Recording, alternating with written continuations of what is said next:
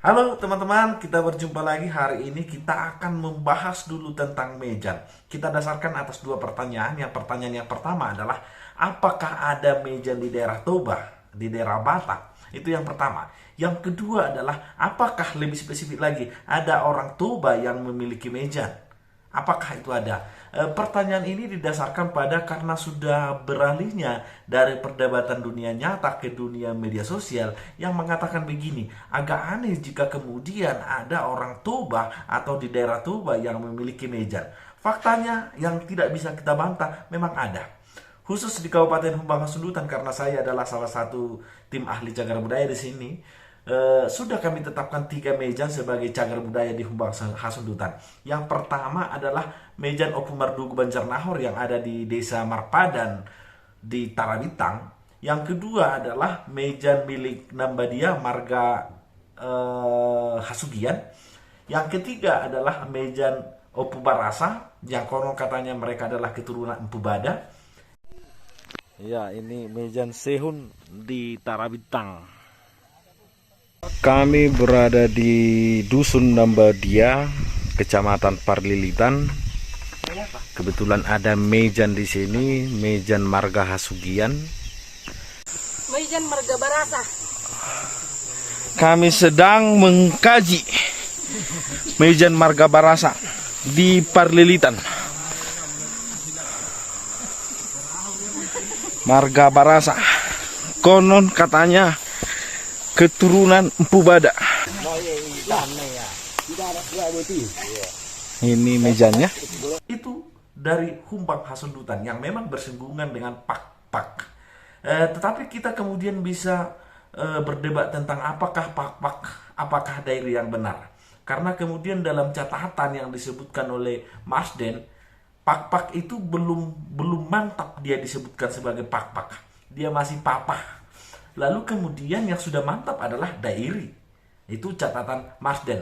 Van der Tuk juga mengatakan bahwasannya dairi itu adalah salah satu dialek bahasa.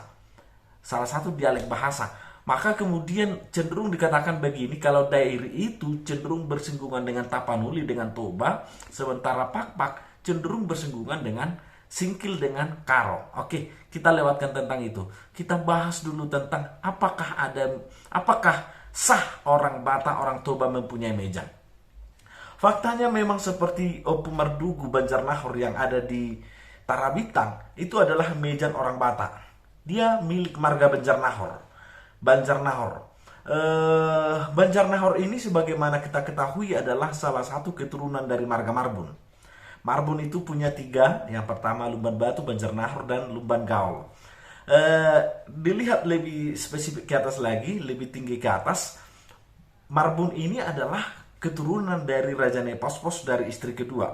Kemudian karena ada dinamika di antara mereka, sebagaimana diketahui Raja Nepospos itu di Sipoholon. Tapi karena ada dinamika, konflik entah apalah itu, antara persaingan antara istri pertama dan istri kedua barangkali anaknya, maka kemudian sejarah sudah menuntun bahwasanya Margun pergi ke daerah Parmonangan, di Bakara sana, dan itulah kampung mereka. Dari situlah kemudian konon katanya marga Banjarnahor salah satunya pergi ke Tarabitang dan membuat mejan di sana. Mejan di sana terbuat dari seorang penunggang. Penunggangnya sudah hilang, sudah tidak ada lagi. Lalu yang ditunggangi adalah gajah. Itu milik orang Toba. Lalu kalau ada pertanyaan yang mengatakan, kok bisa? Apakah itu hanya sebatas klaim? Faktanya ketika kami tanya di sana itu bukan klaim. Dan ternyata mereka adalah bukan orang yang dibanjarnahorkan. Ada orang yang selama ini dibanjarnahorkan.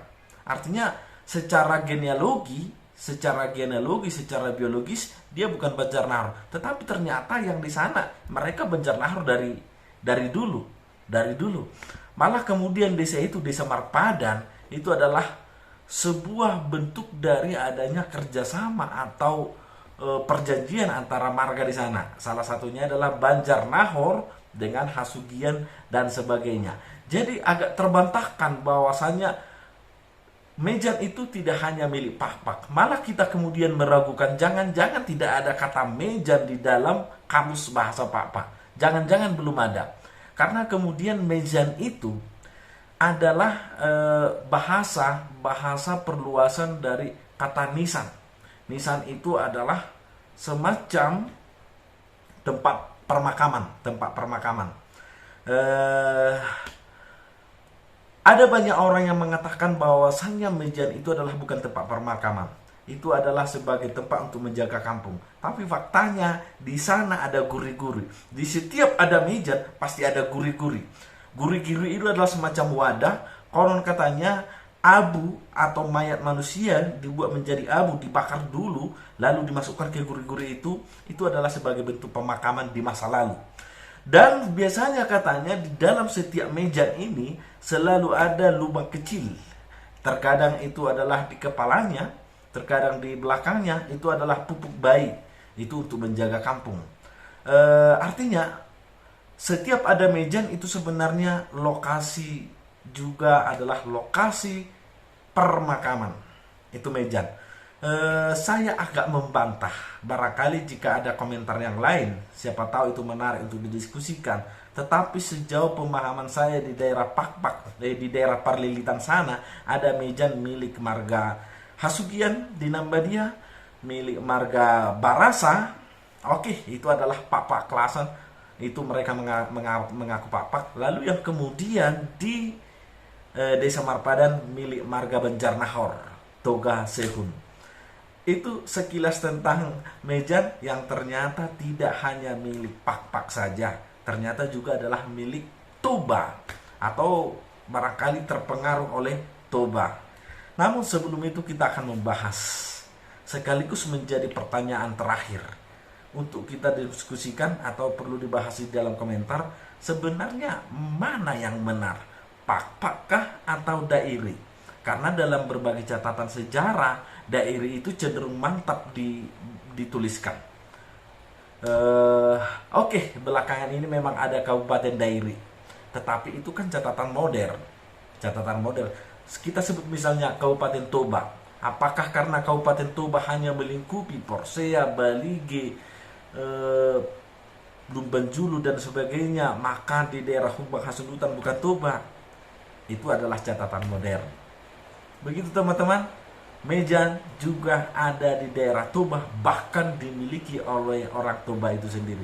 Bagaimana tanggapan dari kawan-kawan pemuja pakpakologi? Terima kasih.